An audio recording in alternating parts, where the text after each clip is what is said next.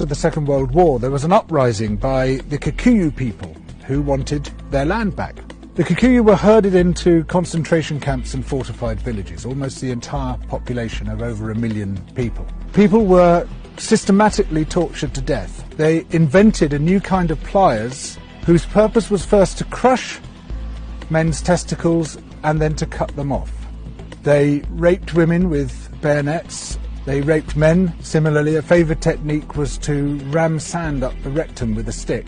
Sometimes they were rolled up in barbed wire and kicked around the compound until they bled to death. Some of the British soldiers boasted about this. This is within living memory. The Colonial Secretary lied about it.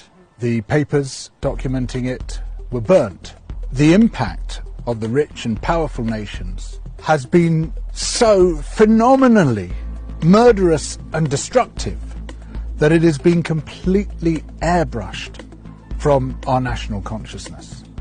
In order to justify the land-grabbing colonial projects, you had to create an ideology. We, the Europeans or the Americans, have come to rescue the rest of the world from its depravity and backwardness. But in order to do that, you have to be able to demonstrate that the rest of the world is depraved and backward. From this arose the racism that is still with us today. It was a necessary component of the colonial project. Some people might claim, well, okay, we broke a few eggs to make this omelette. It's as if all those human beings were eggs. But look at the omelette. Isn't it fantastic? Look, we've made this fantastic omelette. Forget about all that unpleasant stuff and let's just celebrate where we are.